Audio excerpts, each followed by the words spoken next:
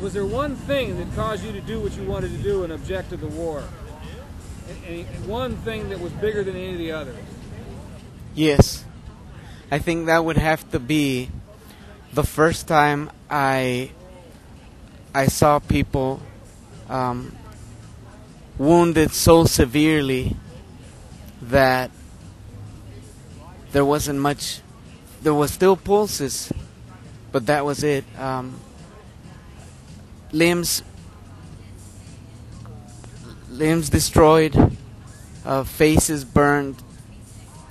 The very first time I saw someone so severely hurt, that made me really think seriously about what was taking place there. It was our guys that got hurt that day. But soon after that, it was Iraqis and then some more of our guys. It really was so... It made no sense. We were hurting each other.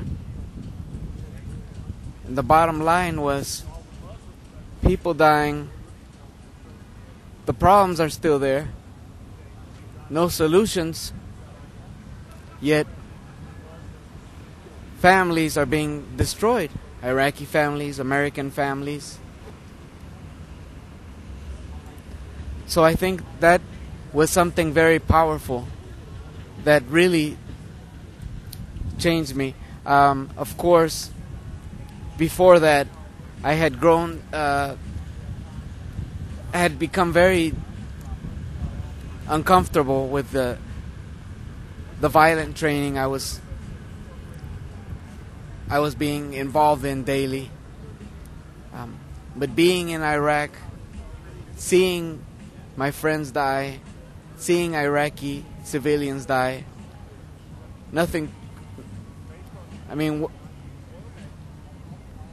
that was the reality of war for me.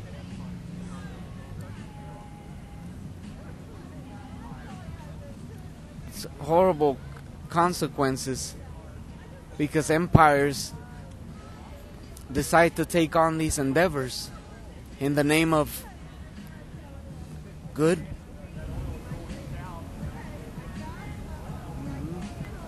sure if this is turned up or it's turned up all over. Great.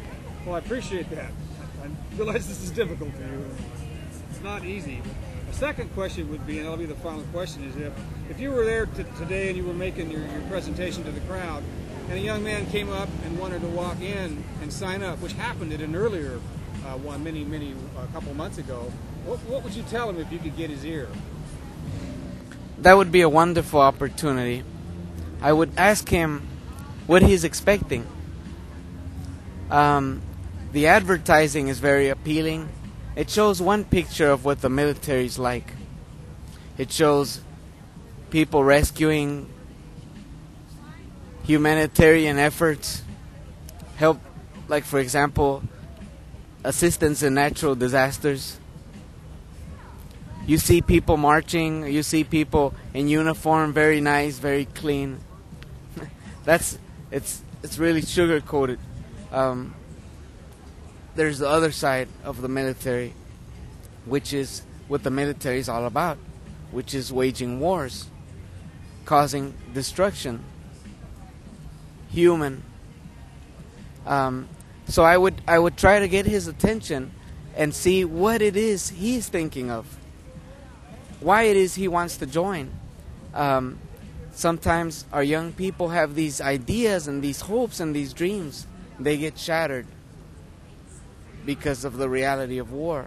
Some come in with the hopes of going to college, improving their lives. Well, the Army does extend benefits, but the Army is not there for young kids to go to college. That's not the point. And unfortunately, some never make it to a college classroom because they die too soon or they don't get their benefits for some technical reason. So you're saying that there are denials of benefits that are promised? Yes, absolutely. See, there's many things that recruiters don't say. For example, the GI Bill, which is the program that extends college money after the person has finished their term in the military. So that money is only awarded to the person, to the enlistee, if he gets an honorable discharge. Well, there's a high percentage of people that don't get those discharges for different reasons. People don't know that when they come in. So, for one reason or another, some people never see those benefits. And from the people that do get the GI Bill, not all of them, there's a small percentage of people, I think it's like 15%, of people that actually participate in the program that ever really get a degree. That's tragic, because the least we could do for them is put them through school. They're sacrificing, they're putting everything on the line, putting their lives out there. And then they come out after being in Iraq 1 year, 2 years, and for example, a friend of mine's used marijuana. Well, he was caught, and his honorable discharge was withdrawn from him, and he wanted to go to college. Well, he can't go to college because he smoked. Well, he shouldn't have been smoking. However, he sacrificed so much. He gave a year of his life in Iraq, and those benefits are gone for him. That is tragic. So I know I promised a couple questions, but I have one more. Say you're looking at the viewers, and this is a live television camera. What would you tell the viewers right now from your experience? I would say that we all have a responsibility as Americans. What happens in our country, the actions that our leaders take, I think we're all responsible.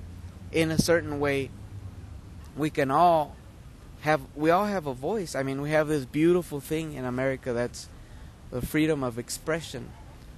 And if there's something that's happening that is wrong and we don't voice it, then we're doing a very unpatriotic thing. We're not conserving the beautiful things that we have.